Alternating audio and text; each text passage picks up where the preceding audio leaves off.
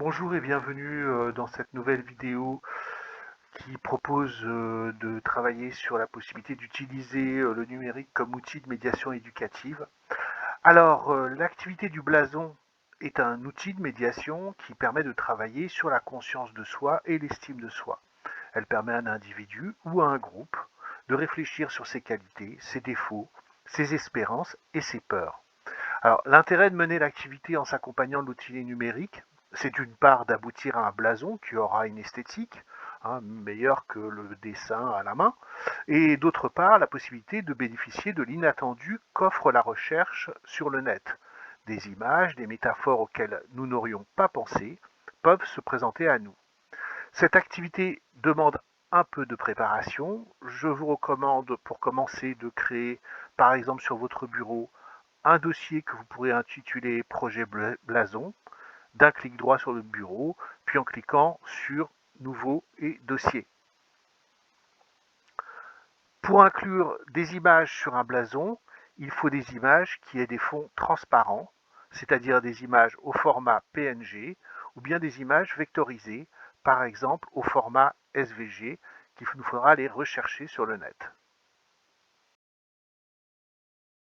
C'est pourquoi je vous propose d'utiliser le logiciel Inkscape. Alors ça s'écrit I-N-K-S-C-A-P-E, qui est un logiciel graphique libre et gratuit qui supporte justement les images au format PNG. Alors on peut le télécharger gratuitement pour Windows par exemple, et puis on en a une version plus élaborée, une version moins élaborée. Voilà, il vous suffit. Donc ce logiciel a comme avantage pour nous qu'il supporte les images au format PNG et SVG. Donc vous avez qu'à suivre les indications sur pour télécharger.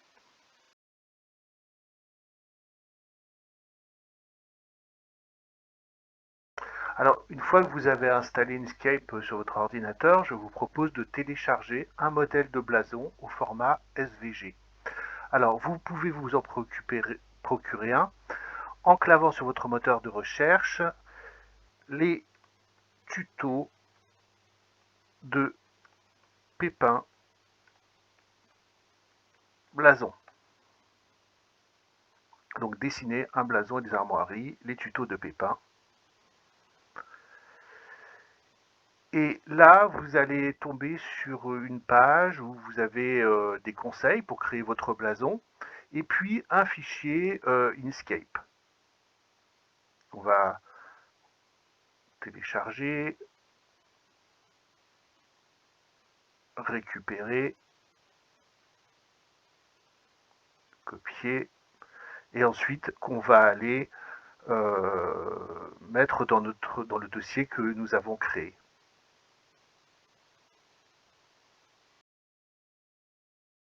Alors, pour voir à quoi ressemble notre blason, nous allons ouvrir le fichier blason Lafargue. Alors, où est-il? Le voilà. Donc, c'est un fichier avec trois blasons. Bon, on a besoin que d'un seul, donc on va les supprimer en les sélectionnant et en utilisant la touche Supr. Et puis on peut aussi supprimer le morceau de texte en ayant soin de le lire. Pour modifier les objets, il faut les dégrouper, on s'en souviendra. Donc pour dégrouper, je vais sélectionner l'objet, je vais aller dans Objet et je vais dégrouper. À partir de là, je peux me débarrasser des images qui me sont proposées pour garder que la forme du blason. Je vais regrouper à nouveau mon objet, là en allant sur Grouper. Et puis pour être plus à l'aise tout à l'heure pour travailler, je vais agrandir mon espace de travail, l'enregistrer et ensuite fermer mon document. J'y reviendrai tout à l'heure. Donc comme je constate un défaut d'affichage sur la vidéo par rapport à Inkscape. Là, je vous envoie des captures d'écran pour vous montrer où se trouve dans le menu grouper et dégrouper. Alors, pour réaliser notre blason, nous allons avoir besoin d'images. Alors, je vous propose d'ouvrir votre moteur de recherche et de préparer des pages pour organiser cette recherche d'images.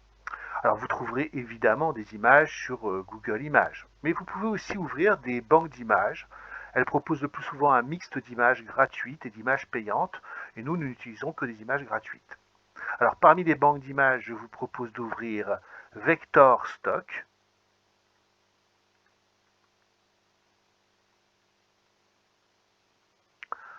Je vous propose d'ouvrir SVG SILH, SVG SILH. Je vous propose d'ouvrir Royalty Free, Royalty avec un Y et Free avec deux E. Alors en fait, le site s'appelle aussi Domaine Public Vector. Je vous propose aussi d'ouvrir SVG Repo, REPO. Je vous propose d'ouvrir Clean PNG, Clean PNG. Et puis je vous propose aussi d'ouvrir Free PNG, FR2E PNG. Alors il est aussi possible que vous tombiez sur des images qui vous plaisent mais dont le fond n'est pas transparent. Pour transformer ces images, je vous propose aussi d'ouvrir Remove BG. Alors ça, c'est un site qui vous permet justement de transformer une image en la téléchargeant et de la rendre transparente.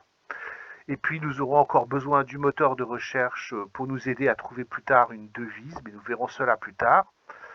Maintenant que nous avons effectué toutes ces préparations, nous pouvons commencer l'activité.